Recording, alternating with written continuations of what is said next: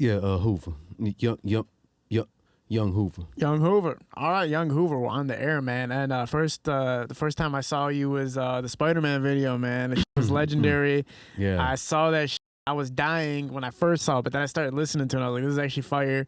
I reposted that on my secondary page. I think it got like 30, 40,000 views, something like that, and it was all positive feedback. Yeah.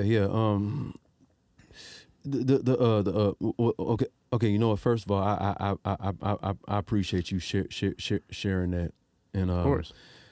Finished Records. Now they also shared it too. That is us. That's what Finished Records is us. Oh, okay. Okay, bad. Yeah. Yeah.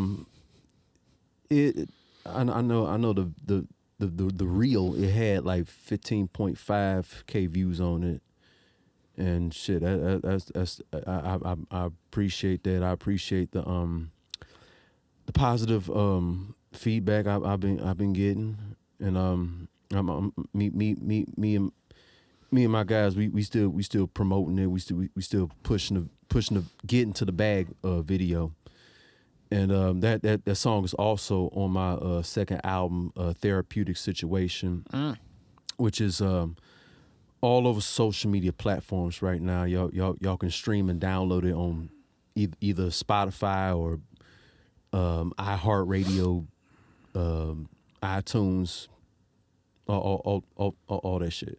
For sure. Now the thing that stands out, obviously, you know how Detroit is. When you do something different, it's like people are gonna clown on you or say something like whack or say something like, this is whack or whatever. But people were fucking with it, which is like kind of different. Like, what was with the Spider-Man idea? How did that come about? Well, I mean, like, I've always been like a different nigga. Cause I know when you look at certain rappers like Peasy and T Grizzly and Sada Baby, they all like stay in one lane. They wanna have that gangster image in hip hop, and ain't nothing wrong with that, because I like that gangster image too. But with me, I've always like to be okay. Look, when it comes to me doing music videos, I like to be creative in my shit, and also I'm a comic book geek fan. You know, I like Spider-Man. I like Batman and X-Men and all the other shit. And the thing is, like, I never got to go no comic book convention. So me dancing in the Spider-Man suit, that's me being different, me doing some different shit. And shit, at the end of the day, I'm just being me. I'm just doing Young Hoover at the end of the day. Yeah, man. No, I feel that, man. And obviously you guys were kind of shouting out 7 Mile and everything like that, and kind of representing where you're from, I'm assuming. Yeah. And it's a fun song. Yeah, Van Dyke bitch, but the bread long 7 Mile. Yeah, that shit's fire. I'm not gonna lie. Like, I was listening to that bitch on the way here. Yeah, thank you. This shit's actually fire. I'm not gonna lie to you. Now, how long has your music career been, man? How long have you been making music for? I've been doing the thing ever since ever since 2007, but I've been taking it serious like in 2010. I put out like a few mixtapes, and I did like 2 albums so far, and right now I'm working on my brand new 5th solo mixtape, Rap is Therapy 3.0. And you've been featured on Hot 107. Yeah. I was able to get like three of my songs on Hot 107.5. Excellent. the first song I got on Hot 107.5 was this song called Drippin'. And I got the video for it on YouTube right now. Shout out to K Free for shooting that. For sure. And right now that video got like 1,635 views right now. So that was the first song I got on Hot 107.5. The second one was the Hercules remix, featuring Tone P. K Free, he did that video too. That video got like 1,022 views on it. And the third song was the Get Into the Bag song. Yeah, and right now that video, it got like 85 views on it. So we just working right now, and we and shit, we doing our thing and shit. Legendary, man. Yeah, man. Yeah, it's tough out there for artists coming up in the game. You've been doing this since 2010, right? Yeah. So, do you feel like you're getting the reciprocation that you expected at this point? Do you feel like your career is at where you thought it would be at, or did you expect to be much further? Well,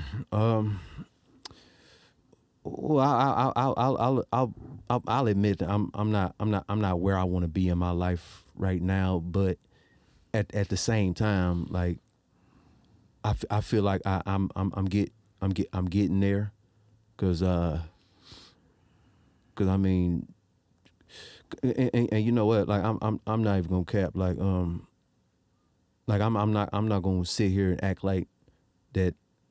I'm not a little nervous about doing this interview with Kid L, cause he had cause you had like you had G Mac Cash on here, you had Rocky Bad on here, you had Bizarre from D12 on here, you interviewed Sada Baby twice, and for me to be sitting on this couch, the same with them other artists. You know, I feel like I'm going in the right direction. Yes. I feel like I'm going in the right direction, and shit. I know for a fact I'm going get some followers off of this shit, and but I mean, shit. Me and my team. We are getting there though. Yeah. No, yeah, I feel it, man. When you guys are putting yourself out there, that's all that matters. You know what I mean? You put yourself out there after you make the content, and then whatever the audience gives you back, they give you back.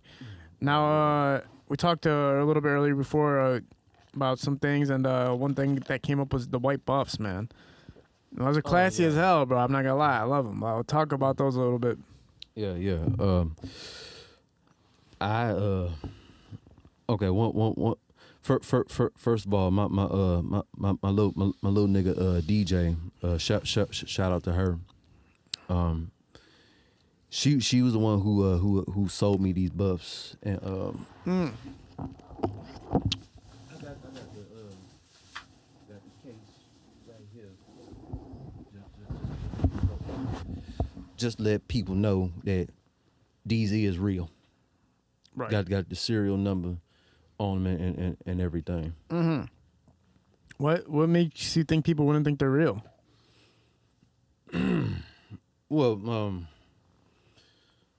I know that some people, I'm not gonna say no names, but there are some people in the city who will get jacked for they fake buffs.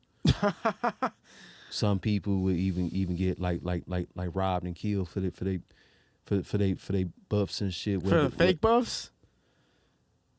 Well, I mean, yeah, that's what I heard, cause I've seen interviews with Sada Baby and All Star JR on the DJ Small shit, on the DJ Small shit, and I remember All Star JR said that if you in Detroit wearing fake buffs, you's a hoe, because you putting. not only putting yourself in danger, but you putting the people around you in danger. For no reason. Yeah, yeah, because I mean, look, you already know what white buffs in my city is a big thing here. It's a self-esteem booster. You know what I'm saying? And Well, it's kind of like a status symbol to some degree and a trophy to some degree, and it's like incorporated with the culture. yeah. And it's also like the only that's the interesting thing about buffs is it's like a way of saying, hey, I know I can stand on my 10 toes against anybody. Like it's nobody else tries to take anything else from somebody else in life besides buffs. You know what I'm saying? Like it's like, hey, I can handle my own. So if I have these on, that means I can handle myself. Because I wouldn't wear these bitches if I didn't feel comfortable wherever I walked, right? Is that right to some degree? Well, because I won't wear buffs because I'm not if I'm walking in Detroit, bro, and I have a pair of buffs on, bro, I'm not gonna lie, like I'm gonna get robbed, bro. I'm not gonna make it out that motherfucker. So for me, it's like I'm not gonna make it out. But if I felt so comfortable and knowing I could protect myself in any type of way, I'd rock them. Well, you know what? The thing is with me, like I wouldn't wear my buffs all over the city of Detroit. Like I would only wear my buffs in my hood on 7 Mile Van Dyke, cause I mean that's where I feel comfortable at. Yeah. Now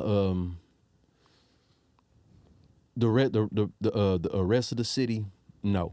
Really? No. You know, but you know what? It all depends on what my mood is. Like if I know I feel safe in a certain area, then shit I'll put my motherfucking buffs on. I'll especially if I'm shooting a video or I'm doing a show in anywhere like that. So you're not like reckless with it. Like you're like, okay, well I'm gonna wear these things where I feel comfortable. I'm not gonna wear them anywhere where there's gonna be supposed danger. Look, I wear my motherfucking buffs. Shit, wherever I feel comfortable at. For sure. I wanted to talk to you about, we talked about the Spider-Man costume thing, but then obviously you said you were into comic books and whatnot. Yeah. You were one of the first artists to introduce the cosplay. Yeah. I feel like I'm the first Detroit rapper to put cosplay in my music videos, and also I did a video back in 2018 called Hood Geek, and by the way, shout out to my manager Quasi Ware, aka Boss from Blood Money. Excuse me. He was the one who shot that video back in 2018, and that was before the pandemic, by the way. And now if you look at that video, I had a Deadpool costume on. And that video got like 643 views. But I mean, yeah, I just love doing the cosplay shit with different. I like playing different characters. That's cool. And I like doing the Joker shit too. Yeah, it's fire. And also if you look at my Instagram and shit, I'm in the Spider. I'm jumping on furniture and acting like Spidey and you know what I'm saying, all this other shit. I saw some of the comments. You got some comparisons energy wise to some other artists from Detroit. Can you name some of the comparisons that you've been given? Yeah. Now, some people say that they compare me to Sada Baby, and I think that's because first of all, Sada Baby from Detroit. I'm from Detroit. He from the east side of 7 Mile and Hayes. I'm from the east side, 7 Mile Van Dyke. Not to mention, shit, I got dreadlocks. He got dreadlocks, even though his shit is a longer than mine. He got a beard, I got a beard, and shit. We both like to dance in our videos and our stage performances. Right. And also, one of my guys on IG told me I was the Detroit version of Tupac. Now with that, I feel like me and Tupac are like two completely different people. Because Pac he was a revolutionary turned big time superstar back in the late 90s. Me, shit, I'm more of a hood geek turned baby goat in my city. I mean, even though I respect Pac for him paving the way for artists like me. God rest his soul. Hard to compare anybody to Tupac just because he was so invested in this shit that it turned him into a different person almost. Yeah, and like turn him phenomenal, big time. Yeah, but more into a gangster. You know what I'm saying? Like, because when you watch his younger videos, he's very spiritual, and then gradually turns into a straight up gangster. And That was when Suge Knight got him out of jail at one time, and then he moved from the East Coast to the West Coast. Yeah, man. Then that tragic situation in Las Vegas. Yes. Pretty much fucked up everything for him, and not only for him but the whole Death Row squad. Because after Pac got murked, Dre started to walk. Yeah. Snoop started to walk. The whole damn Death Row shit got shut down for a minute. Then years later, Snoop Dogg ends up buying Death Row Records, and shout out to Snoop. Yeah, Snoop, he ends up buying Death Row Records. Suge, on the other hand, his punk ass still sitting he's in prison, in jail. Yeah, man. And now his son has like an Instagram and stuff, and very interesting times, man. Very, very interesting times. Yeah. Now talk a little bit about you going 2 times platinum. Oh yeah. Okay, so I got into some online messenger rap contests. It was a T-Pain contest, and it was a 97.9 The Beat contest, not the 97.9 WJLB, not them. This is a radio station, I think, in Dallas, Texas. So I got into one like 2 of them contests, and they rated my songs, Hercules, the original, Hood Geek, and Drippin'.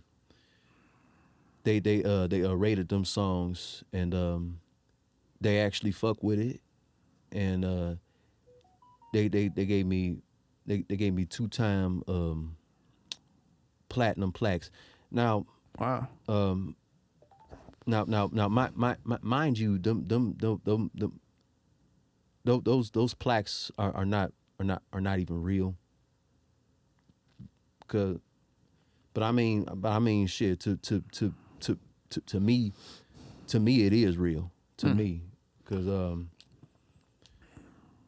I mean, listen. At the end of the day, I work work hard for this shit. Mm. You know, I've been putting in a lot of work on this music thing. Yeah, man. And you know, ever since 2010 and shit, and you know, I feel like I finally earned this shit. Also, I got an award, a Starving Artist Achievement Award back in 2019. Mm. Not only that, but me and my manager, we went to Miami. We drove to Miami, Florida. We drove from Detroit to Miami, Florida, back in 2019. This was the coast to coast live shit, and I remember. Now, even though that was a long ass drive, but at the same time it was still worth it because I performed at I did a little studio performance at this studio / club called Miami Live. It was for this A&R for Atlantic Records named Success. He gave me a Oh, and I performed my song "Hood Geek" at the time because that was the most popular song of mine at the time. Mm.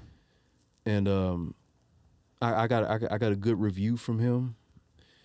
And shit, I did my first music video on Miami Beach, even though that video don't have a lot of views on it, but I did a video for one of my tracks. Then we went to Vegas. Now I performed in Vegas. It was my first time ever performing in Vegas for the Coast to Coast Live shit. I end up winning first place at that shit. Yeah. As a matter of fact, me and my manager, we still got that footage on YouTube right now. Legendary. We still got that footage. And like I said, it was my first time ever performing my song "Hood Geek" in Las Vegas. Now I gained like a small fan base with some of the people from Oakland, California, and Las Vegas. So shout out to Oakland, shout out to Vegas for that. For sure. And talk about the I know you have a shoe line as well, right? Yeah.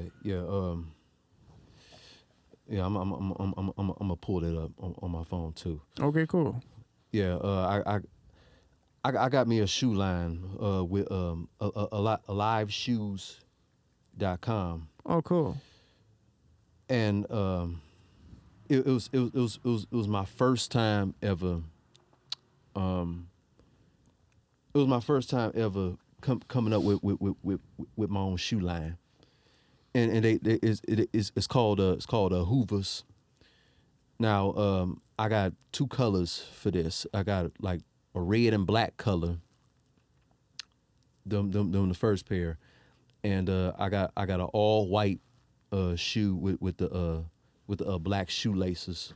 Okay. On them, and these shoes are not made in America. These shoes are made in Italy. Oh, very nice.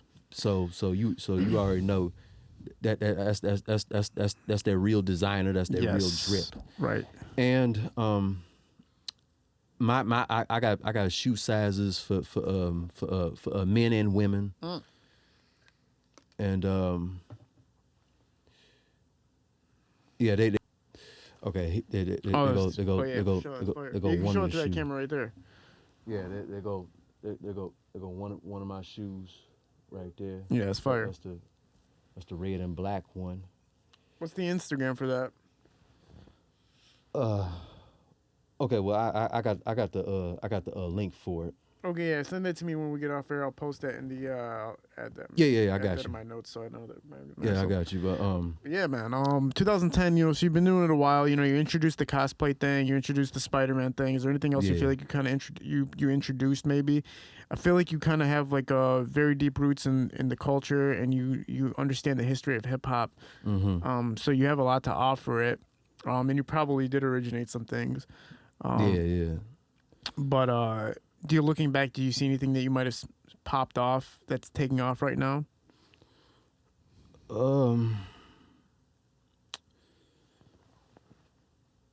Well, I mean,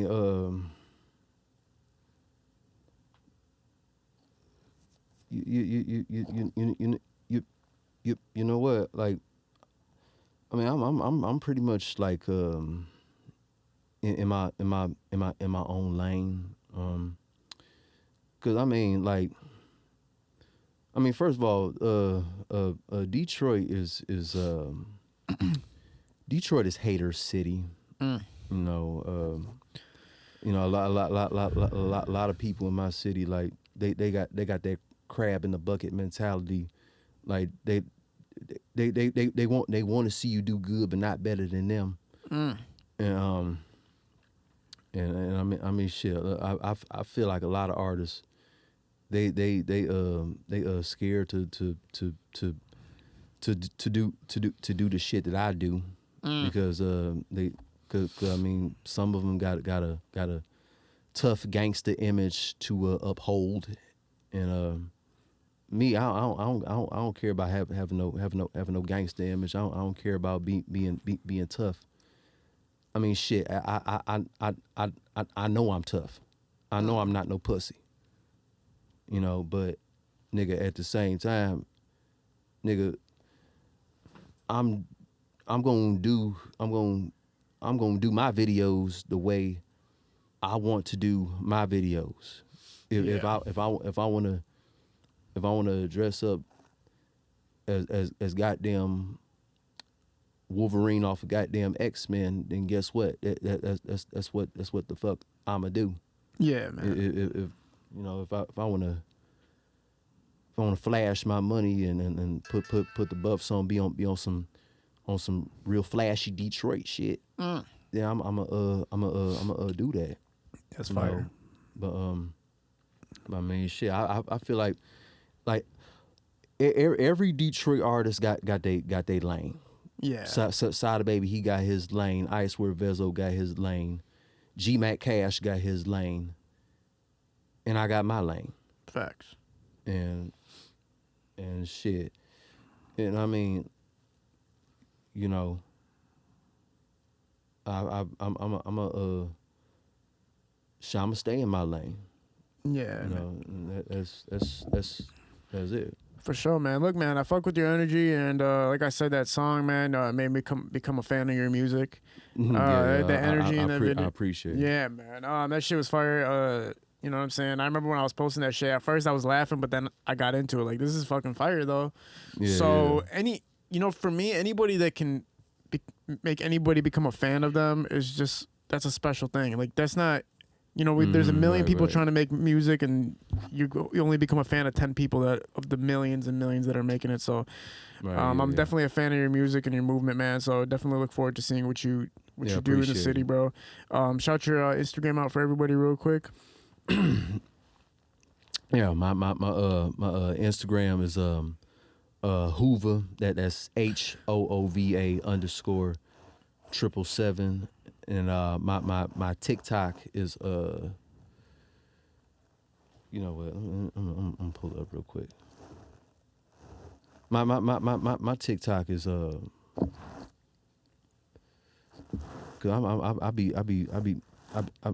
I be so high off the goddamn weed and shit. I barely remember shit. But okay, here we go. Okay, my TikTok, Young Hoova 537. Young Hoova 537. Yeah. Appreciate you again for being on, man. Can't wait to see people watch this interview and become a fan of you and check out your music and see maybe in a couple months come back here and give us an update of what's going on, man. Right. Everybody go check out my dog, bro. We're shooting at Parallel Sound Studio, High Low Visuals, shooting these productions. We're out. Peace. That's fire.